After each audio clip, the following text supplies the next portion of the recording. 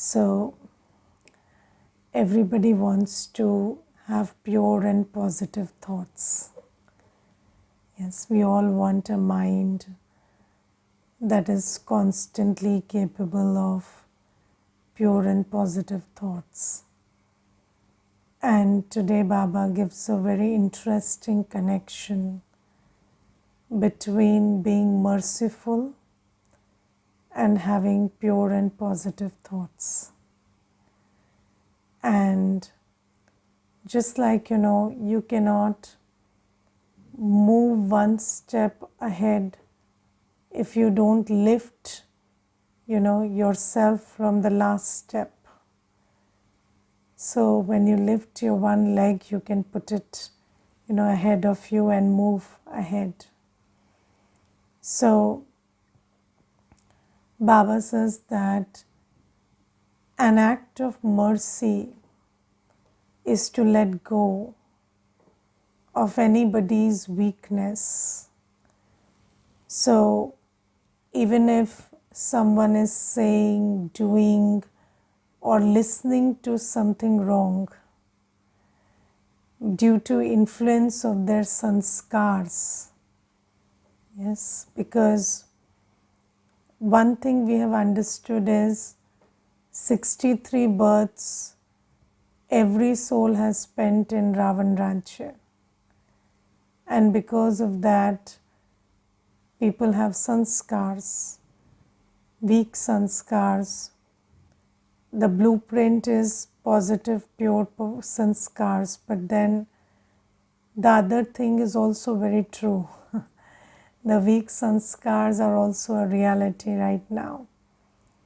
So when you see somebody saying, doing, or speaking, or listening to something that is, not okay, not right, because of the influence of their sanskars, then what is your duty?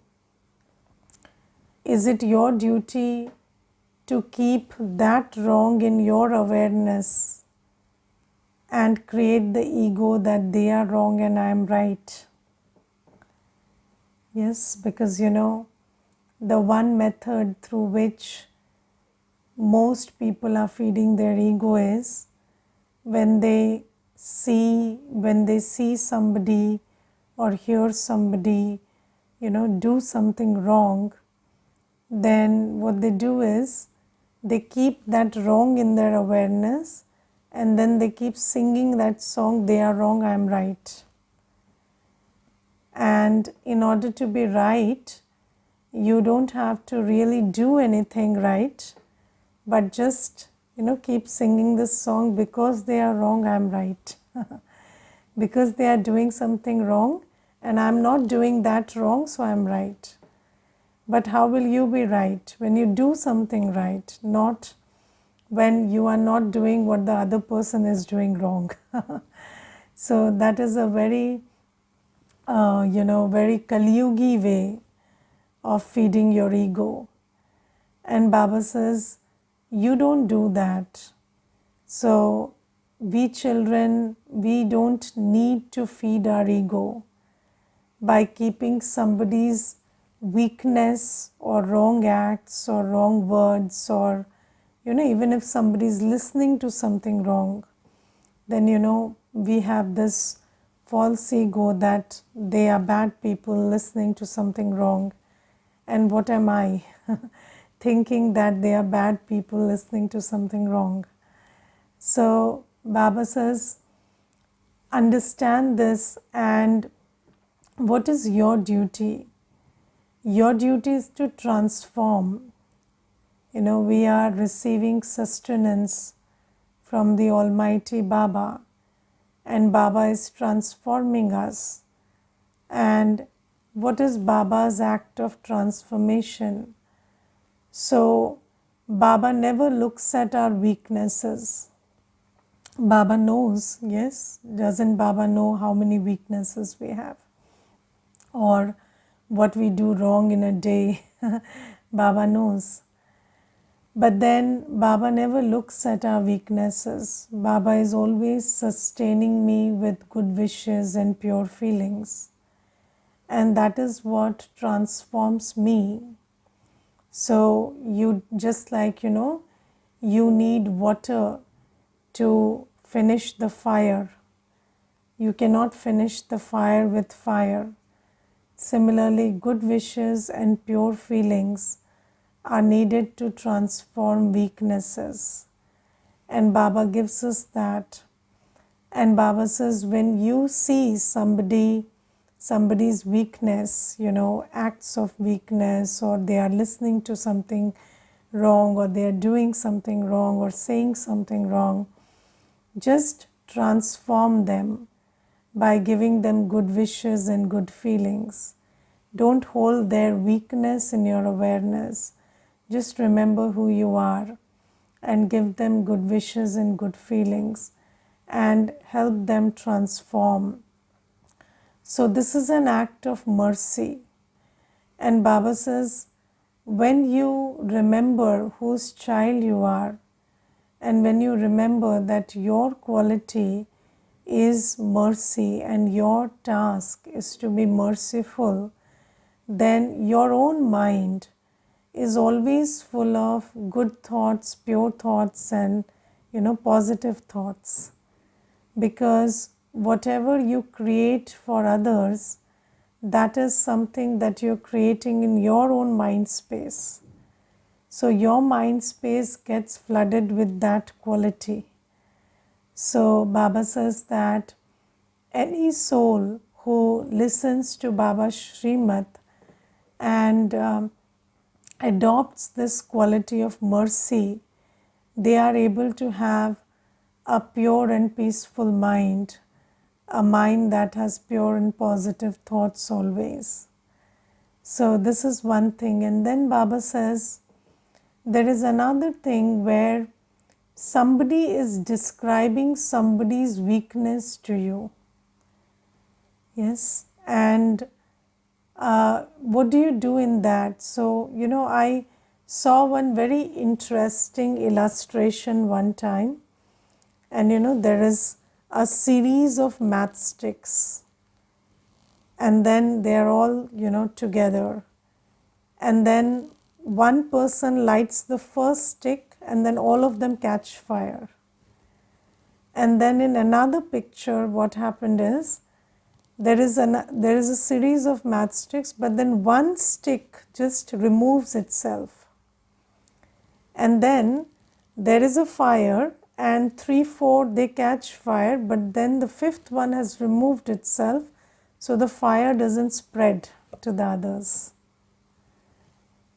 And this picture I like a lot because, this tells us about the power of one stick. You have the power to save yourself and save everyone else. And you see, Baba today uses a very interesting expression, a rosary of wasteful matters. We create a rosary of wasteful matters when one listens to something wasteful. So, when you describe somebody's weakness, it is wasteful. It is not serving you or them in any way. So Baba says, when somebody is performing this act which is very wasteful, and you listen to it with a lot of interest, and then if you are interested in listening to it, you will also be interested in spreading it. And then you will just take that and spread it to others. And Baba says, if you choose to be that matchstick who removes itself, then what will you do? When you listen to something wasteful, when somebody is describing somebody's weakness, even if it's true, I'm not talking about, or Baba is not talking about instances where it is false. But even when it is true, it is still wasteful, right? So even if somebody is describing a weakness of somebody which is true, still it is wasteful and unkind of you to to describe that. And if you describe somebody's weakness, even if it's true, that's not a spiritual act.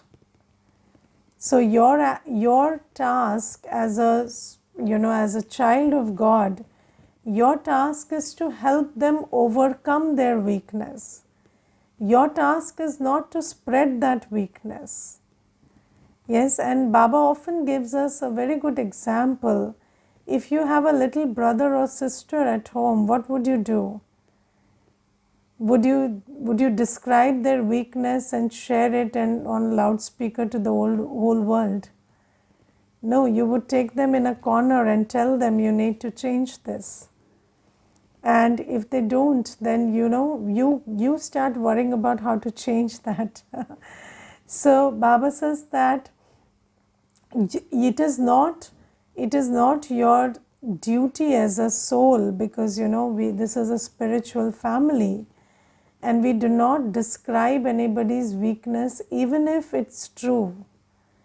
And Baba says that when you see somebody doing that, then what do? You have good wishes for both, because the one who is describing it is also a weak soul, and the one whose weaknesses is being discussed is also a weak soul. So you give good wishes to both and then save yourself from it. And by saving yourself, you are also breaking the chain. Yes, you're breaking the chain of spreading it. So Baba says, do not become somebody who creates this rosary of wasteful matters. And only by choosing these things, we can have a heart and a mind full of pure and positive thoughts. So pure and positive thoughts come from acts of mercy, acts of letting go of other people's weaknesses, acts of letting go of your own past.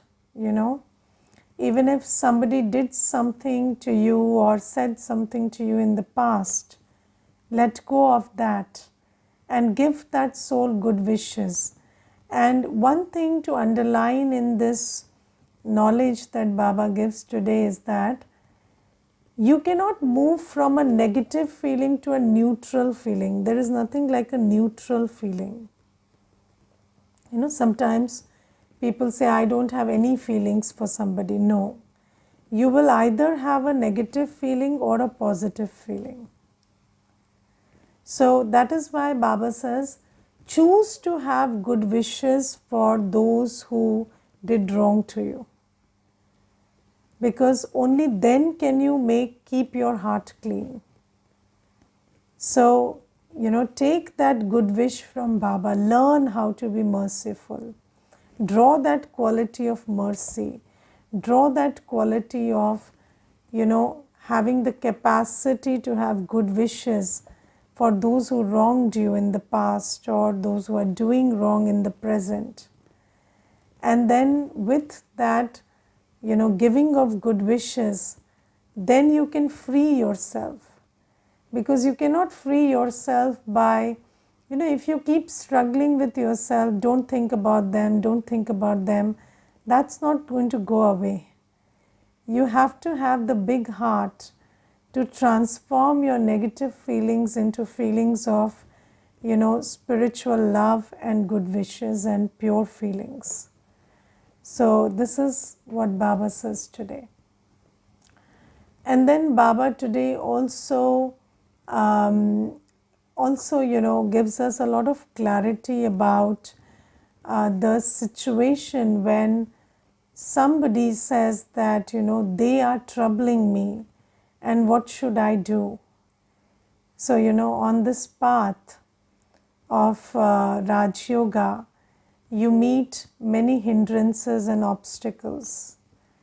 and then somebody will stop you from attending class, somebody would stop you from getting up at Amrit Vela, somebody would stop you from doing seva, people will be very mad at you when you do seva. So all of that thing will happen. But then there are children who ask Baba or ask the Nimit that this is what's happening, what should I do?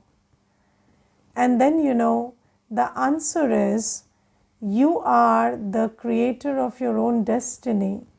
You are your own best friend and own enemy, own worst enemy. So you do what you like. You can do whatever you want, because when somebody asks such a question, that means they have kept the option open that when somebody is disturbing me in my Swa-Purusharth or Seva, then I have the option to not do that and step back. Yes, but if somebody recognizes that I am doing something for my own fortune, for creating my own fortune, and if I am taking a step on Srimad that is creating my own fortune, then you would never ask anybody else whether I should create my fortune or not. You will do that despite all obstacles. Yes, and nobody will tell you, that you should, you could ask that this is the obstacle and what is the yukti I could use, or what is the way out. But if you ask what should I do, whether I should proceed or not, that's not a question. Because if you're asking that, that means you've kept that option open, that in the face of this obstacle, it is, I can take step back. I can retrace my steps and I can stop this journey. So this is why you're asking this question. And when somebody asks this question, then the simple answer that Baba gives is, you are the master of your destiny, do whatever you want. And I'm not telling you anything. And Baba tells us something very important today. Baba says, you are not an animal that somebody can force you. Yes. Do you know that you are not an animal and nobody can force you?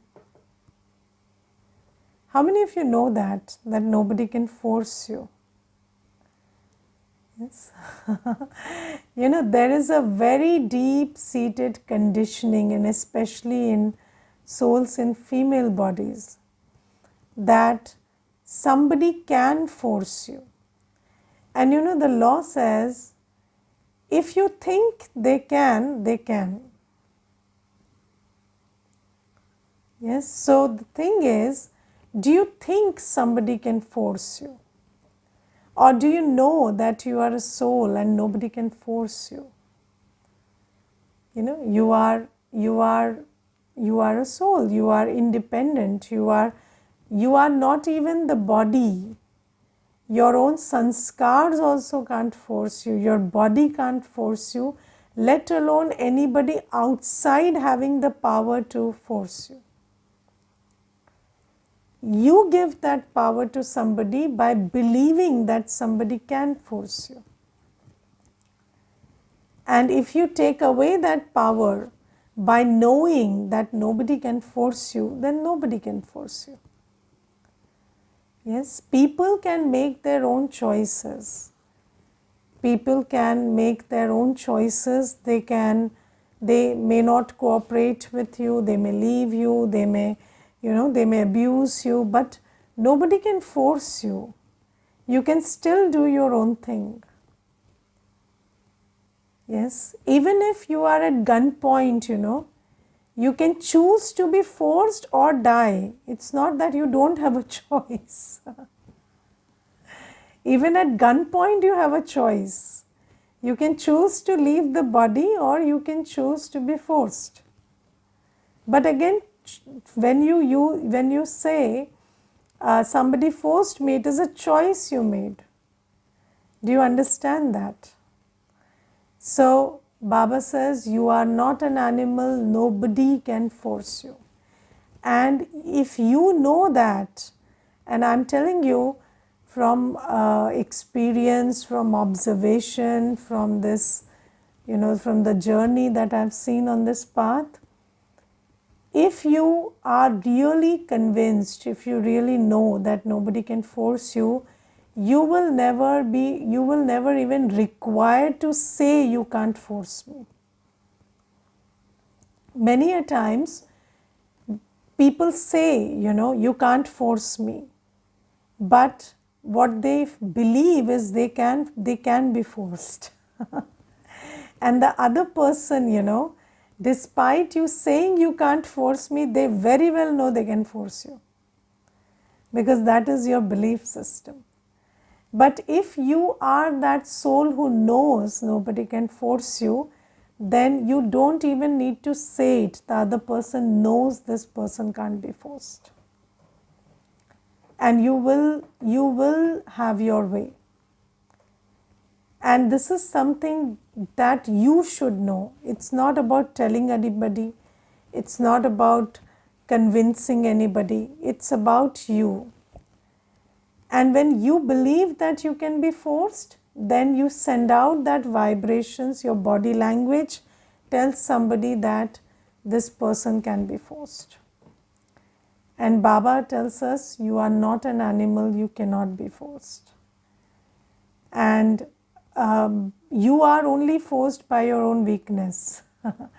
So, you are a weak soul, you are under force. If you are in your soul power, you can never be forced. And Baba says, and when somebody says, somebody is forcing me, these are my circumstances, this and that and the other, then Baba knows that the soul is weak. And then, there is no use giving directions to a weak soul. Why, Because when you give directions to a weak soul, they don't do it. And then what happens is, one thing is they are doing the wrong thing, so they incur a bondage, and then they are also disobeying Ishwariya directions, that also creates a burden. So that's why Baba would never give directions to somebody who says, what can I do in this situation? So this is a very important thing that Baba teaches us. And then Baba, today very beautifully, Baba describes how, Baba lifts us from the refuse bin and gives us refuge. And then Baba makes a Brahmin out of a Shudra, and by adopting us, and then how Baba changes a Shudra to a deity. And we will discuss that, but Baba speaks of something very important. Baba says that I lift you from the can of rubbish and I give you this Ishwariya Janam, this Brahmin life, but you have this habit of lying in that can of rubbish for 63 births. And then what happens is, you are still attracted to rubbish. Yes. And it's very interesting to see that. So being a deity is another story. So Baba says, you are not a deity right now. You are not in your elevated state right now. You are practicing to be. You are making effort to be.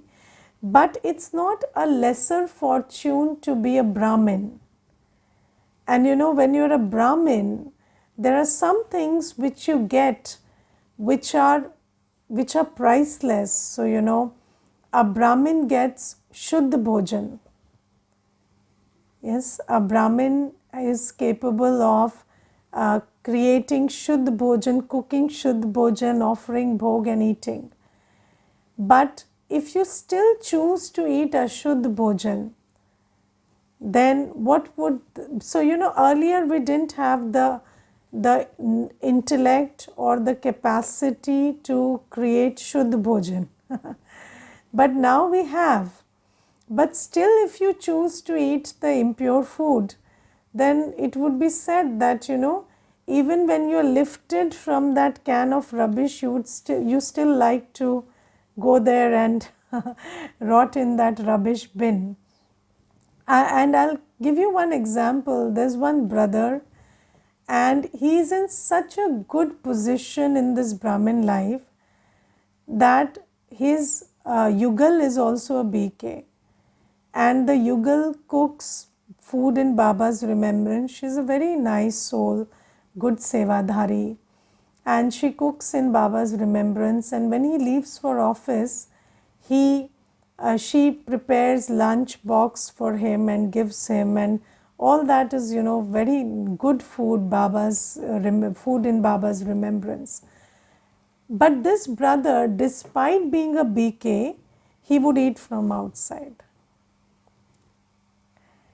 He comes for the murli and everything, but still he would eat from outside. And it is very surprising. And, and we don't understand when this is discussed. I don't understand why is it so, but sanskars are such. And Baba says, I give you the choice to get up at Amrit Vela. I give you murli, I give you so much, good classes to listen to. And still if you, spend your time on social media, still if you listen to the rubbish of the world. So, people in the world, they don't have an option, do they? They don't have an option to listen to anything pure, purposeful, powerful. So they are doing that all the time. But we children who have this option and this jewels of knowledge, if we also do that, instead of churning on the jewels of knowledge, if you are watching a movie or listening to news or watching things on social media, then it would be said that these sanskars of 63 births of being in the rubbish bin are not, are attracting you. And then we have the option to stay in Baba's remembrance. But if we don't choose that, and you see, Brahmin life is a very blessed life. And there is one Mata, she always tells me one thing, and she has so much gratitude for it that she mentions it over and over again. And she says, Didi, everybody says get up in the morning, but nobody tells you get up in the morning and do what. And she said, I always liked to get up in the morning, but I had nothing to do after that. And because I didn't have anything to do, I started reading the newspaper, and that made it worse. And when I came to Baba, I have such a good schedule now. I can do Amrit Vela, and then I can listen to the Murli, and then I can, prepare food. And this is a very good, from 4 to 8, Baba gives me things to do. And she said that, she always says this, that this is such a blessing. People in the world who get up early in the morning are also spoiling themselves by reading the newspaper, and people who get up late are also doing the same thing. But we have this Brahmin life when you get up and say good morning Baba, when you get up and do Amrit Vela.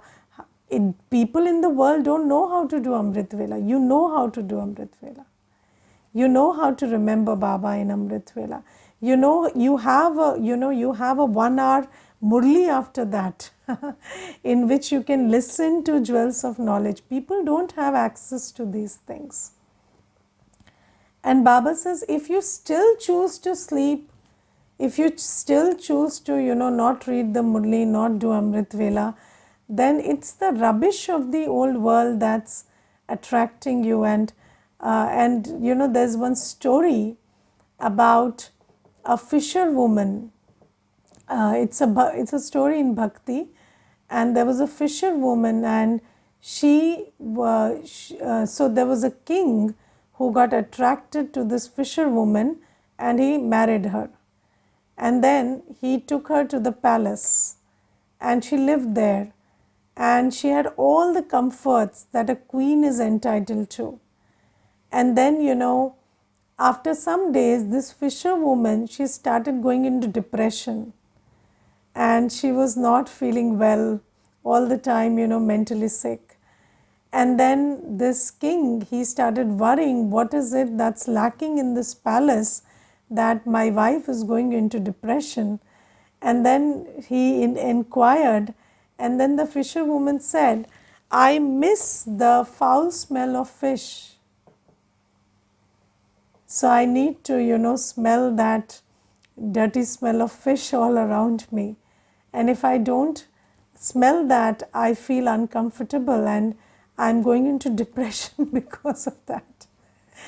And then because of her health reasons, the king had to make a decision to leave his wife back into that foul smell of fishes.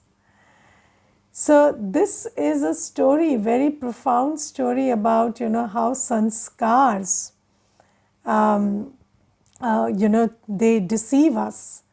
And Baba says, do not allow your sanskars to deceive you. Just churn in your mind what you have got and realize the importance of it, because, you cannot feel anything if you don't think about it. This is a very interesting aspect about everything, that in order to feel something, to realize something, you have to think about it. And if you don't think about how fortunate you are as a Brahmin, then you will miss out on the realization that you're really fortunate. And Baba says, do not make that mistake. And today Baba talks about, how Baba comes in the early morning, in the dawn of the Srishti in Sangam Yuga, and adopts us and changes us from a Shudra to a Brahmin. And you see Baba, so Baba is today talking about the castes. And Baba talks about how we were a deity and then we change into a Kshatriya, and from that to a Vaishya, to a Shudra, and now Baba adopts us and changes us to a Brahmin. And where does this come from, this whole thing about the caste? It comes from the Virat Roop. And in Bhakti there is a picture of the Virat Roop.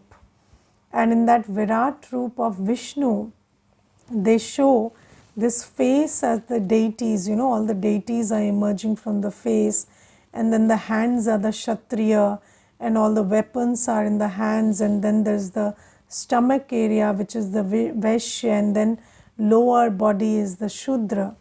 And Baba says that from the Shudra, then they don't show the story after that. But Baba says that you have this journey. You were a deity and then you became a Kshatriya and then a Vaishya and a Shudra. They are not four different castes. It is the same soul that changes its caste as you move along this journey. As you take birth and rebirth, you change from a deity to a Kshatriya to a Vaishya to a Shudra. And then this happens according to drama, but then when Baba comes, Baba changes us from a Shudra to a Brahmin, and to a Brahmin to a deity again, which is not shown in that Virat Roop. So we have a Virat Roop Chitra of our own in Brahma Kumaris, where we show the Devta, Kshatriya, Vaishya, Shudra, and then the Shiv Baba and the Brahmin, and then the deity. So in the crown we show that there is the Brahmin, Shiv Baba, Brahma Baba sitting and creating the deity. And Baba says that I am changing you from a Shudra to a Brahmin to a deity, and I adopt you. How do I change your caste from a Shudra to a Brahmin? So we are all Shudras. This is not about that worldly caste system, right? So Shudra means Shudra intellect. Now why is it called Shudra intellect? Because that intellect which can only think about the skin.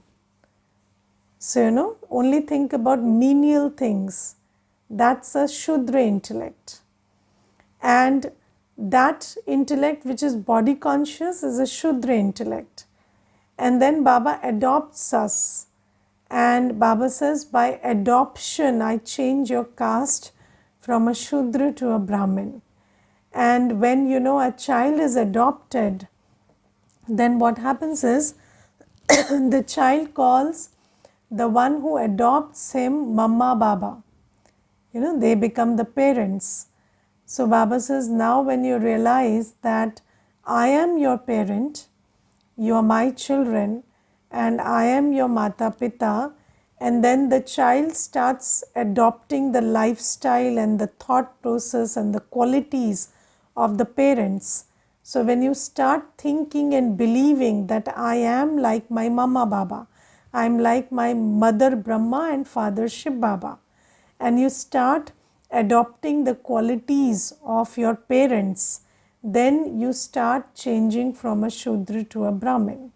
And then from a Brahmin to a deity also, Baba talks about at least 20 points today to pay attention to for becoming, for changing from a Brahmin to a deity. And I'll just give a very small list of those points. So first thing Baba says is, you want to be a deity, no devilish sanskars you should show.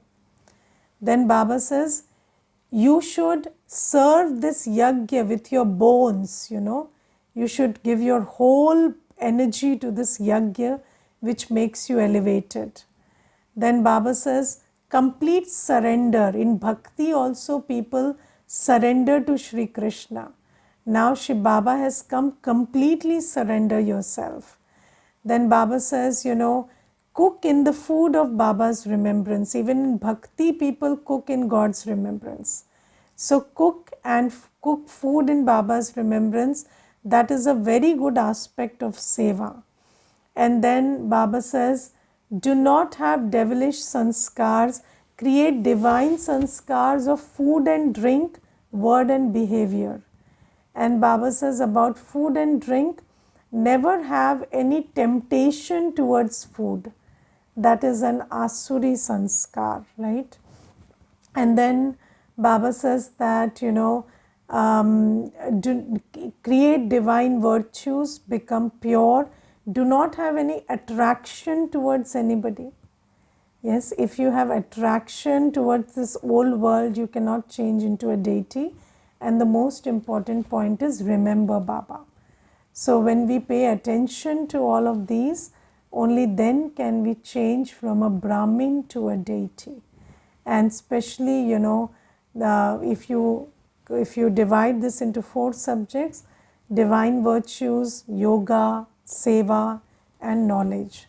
This is what we have to pay attention to change from a Brahmin to a deity. Okay? Om Shanti.